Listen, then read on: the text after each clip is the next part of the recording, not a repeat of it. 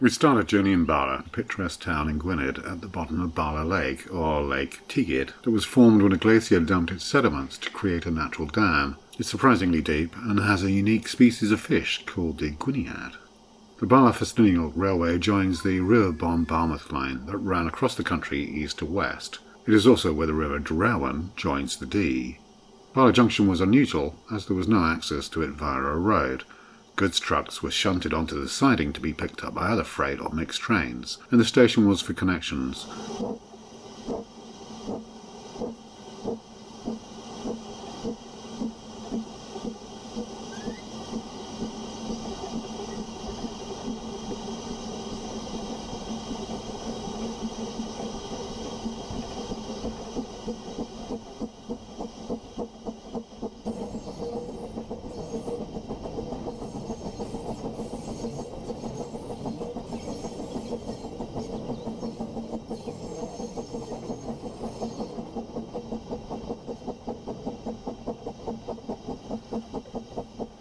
It's a very short trip to our next station. The River Treweryn did once meander here, but was straightened during the building of the dam further upriver.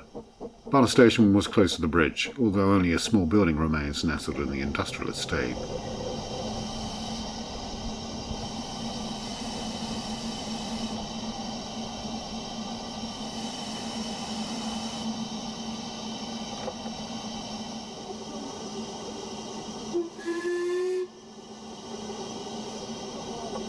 The only reminder of a station is a signal in the middle of the car park.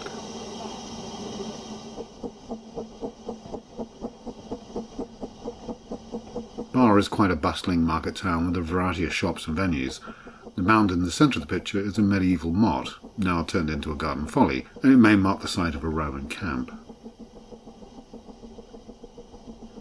The bridge used to go over the railway, but no trace of it survives. As we settle down on our journey, a few facts about the line. The project was started in 1873 and originally connected Bala to Ffestiniog, which had a narrow gauge line to the state town of Blaenau Ffestiniog, and the line was completed in 1882. The purpose was to cash in on the slate trade. It's about 25 miles long and there are a number of sections you can walk.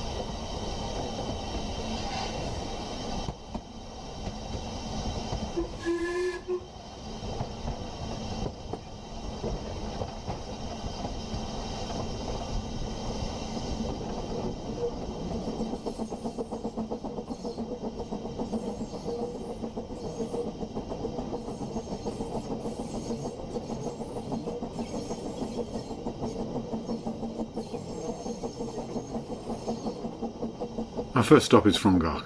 Once the centre of Welsh whisky production, the business was ultimately a failure, and in 1914 the buildings became a makeshift German prisoner of war camp.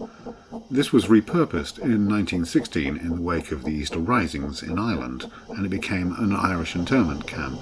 Michael Collins spent time there, along with 1,800 other Irishmen, imprisoned without trial. At the end of 1916, with a change in Prime Minister, it was closed down. Despite being rat-infested and pretty dreadful, it ended up being a revolutionary college, some of the inmates later being part of the full-scale rebellion in 1919-1921. Michael Collins was killed in 1922 in the Irish Civil War between the pro-treaty that involved leaving Ulster in the Union and those fighting for a united free Ireland. The old station is now restored and is apparently a holiday home.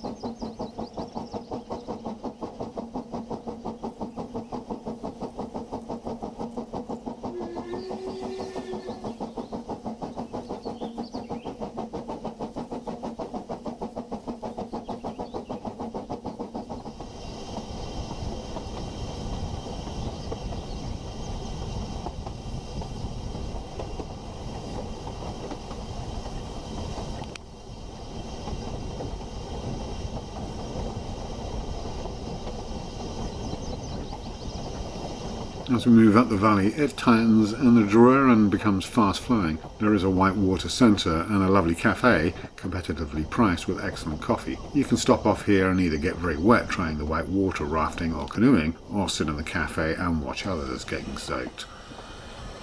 The track, river and the original road share this very tight valley, the A road taking a different route and built in the 60s.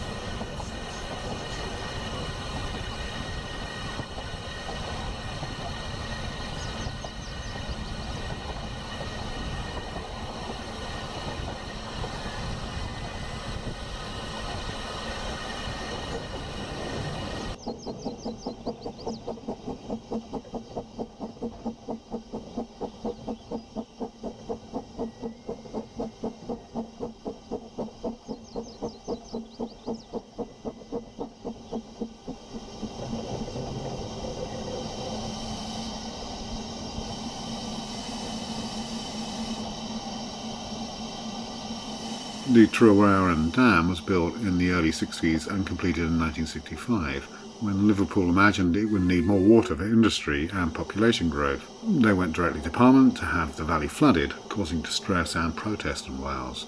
Capel was drowned, displacing about 70 people. The reservoir does not pipe water from the dam, it manages water flow to be abstracted further down the Dee, hence the elaborate weirs and straightening of the river at Bala.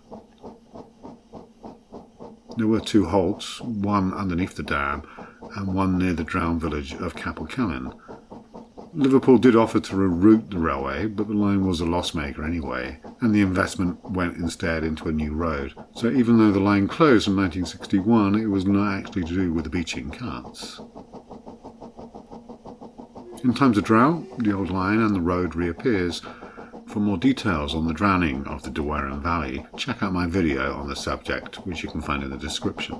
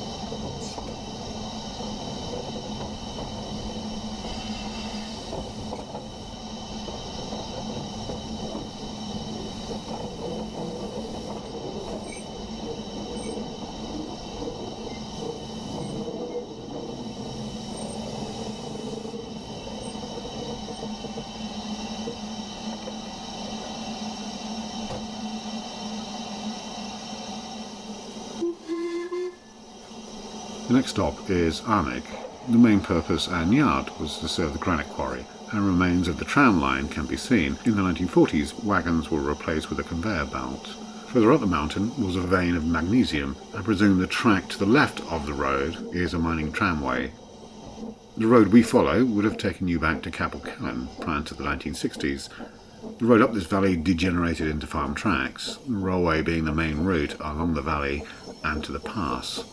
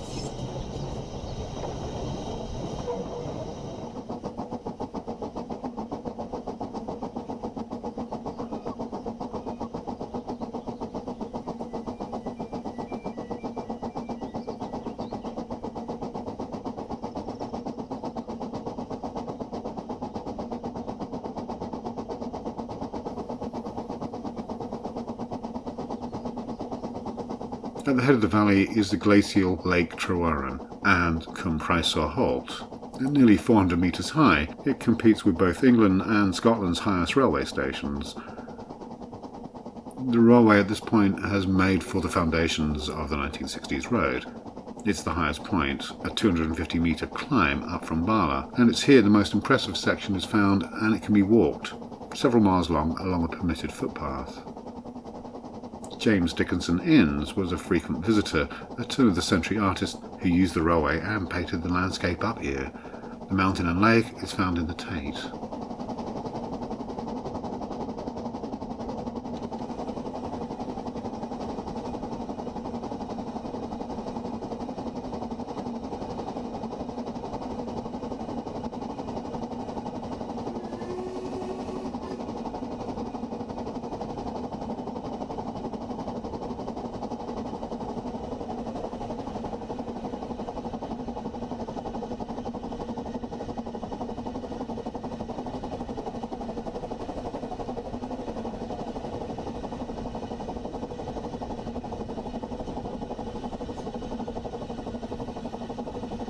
After passing through deep cuttings, which were carved out by hand and explosives, we come to the spectacular viaduct, featured in the climactic episode of the Welsh Scandi noir drama Hidden. Whilst Prysor Halt didn't quite beat Scotland for the highest station, Prysor Viaduct must be the highest viaduct in the UK.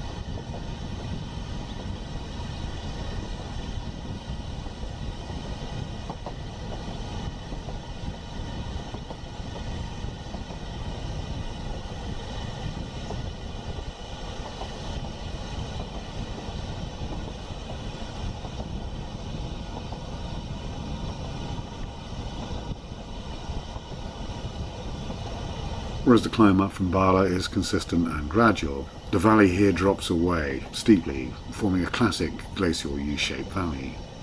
The lake being formed by the head of the glacier, where the valley splits and we leave the Treweryn and descend with the Prysor River.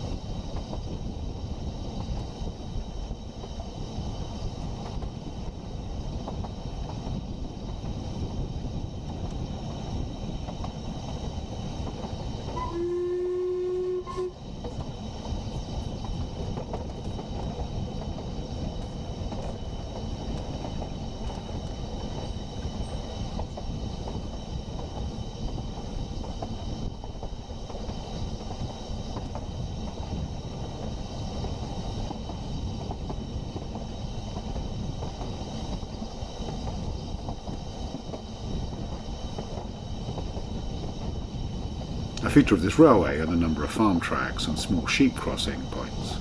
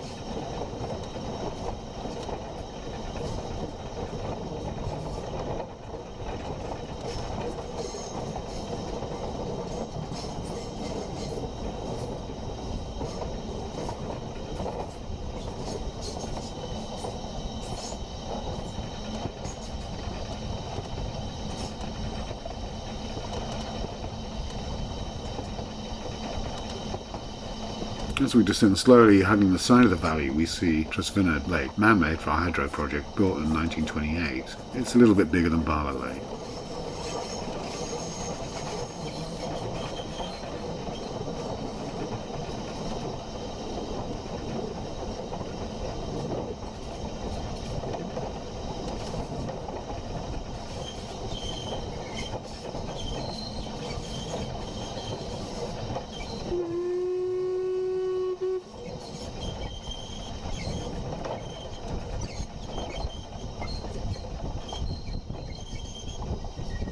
Trawsfynydd station is just outside the little town. That track visible appears to be the remains of a Roman road known as San Helen, which heads up to a Roman fort we'll come to pass.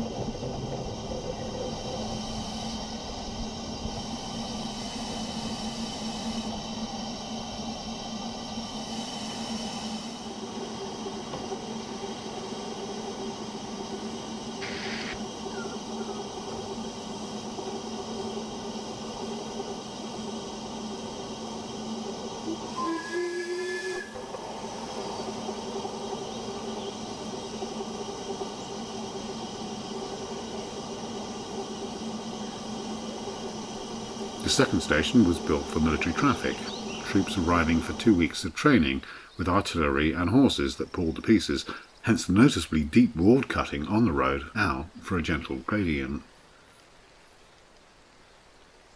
The valley served as a practice range in the late 19th century, with a bigger camp being built a few miles south at the hamlet of Blaenau. A holiday village is there now, but you can make out the gun platforms and other structures. One can guess they fired shells across the valley, and one presumes the road had little traffic. It was a busy training base in the First and Second World Wars, and still in use in the 1950s to use up stocks of old artillery shells.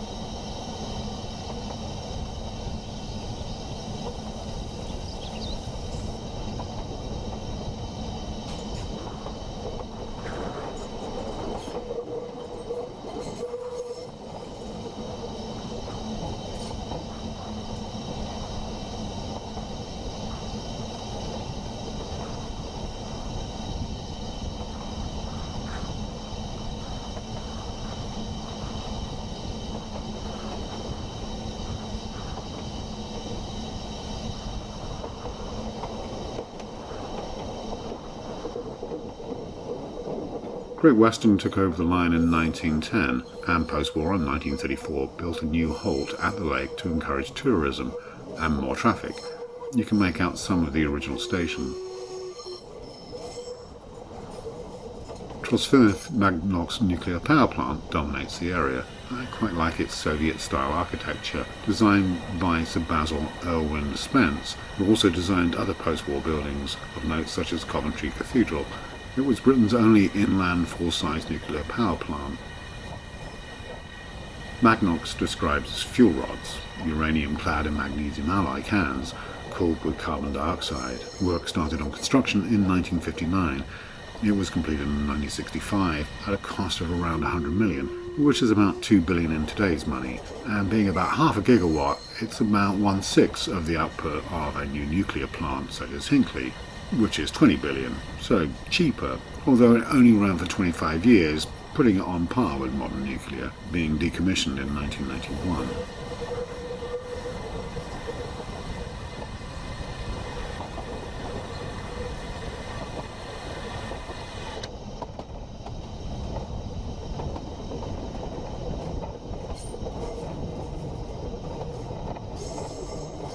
The railway here was restored and upgraded from Blaenau to build the power plant and to transport spent nuclear waste to Sellafield reprocessing, with the last use of the line in the 1990s to remove the last of the spent fuel, and the tracks remain.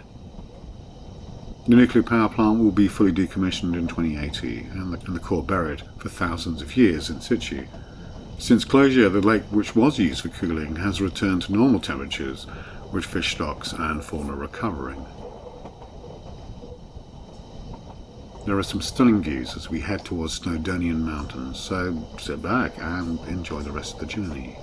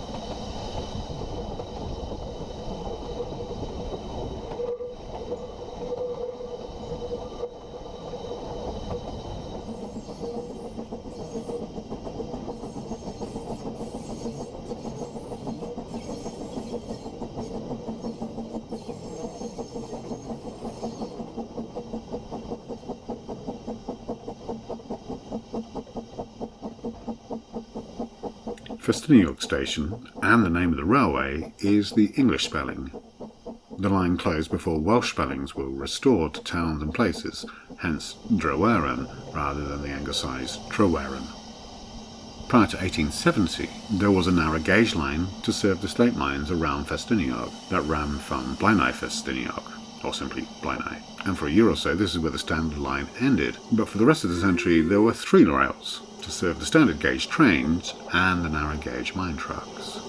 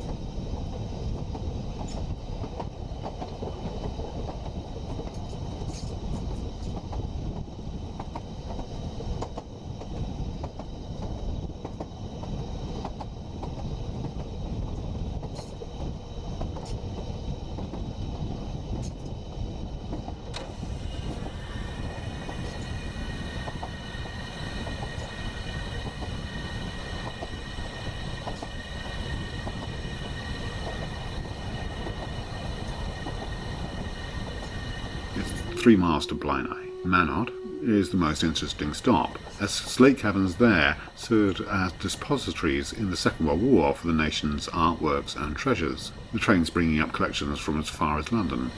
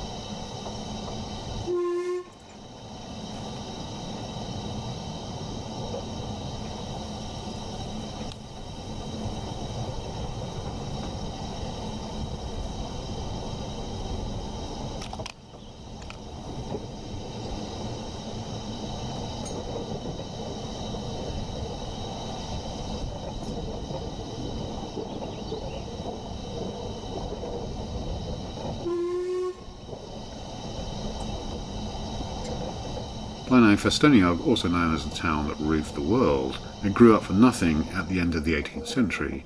It attracted workers and their families and slums. In the 19th century, the town council took steps to bring civilization to the workers, demolishing the slum housing and building schools and civic amenities, including piped water and a sewage system. Oakley Quarry was the largest of many, the biggest in the world at the turn of the century, and if you wonder why Chinese and Spanish slate could be cheaper, given it has to be shipped halfway across the world, the rock you see is not slate, it's mudstone, but not the heat and pressure-treated mudstone that makes for good quality slate, hence the mining and the slate cabins. When Blaenau was a boomtown, 3 railways served it. The narrow gauge line that went downhill on its own steam to Porthmadog as a gravity railway, with the horses riding down in the carts and then pulling the empty wagons back up the hill, and which is now the famous steam railway. The standard railway that headed north to Llandudno, and the Great Western Rail line that never really cashed in on the slate business, despite being built for the purpose. The Llandudno-Conway line is open and running. There's about 6 trains a day, and the tunnel itself is 2 miles, is one of the longest in Britain, and certainly the longest single-track rail tunnel.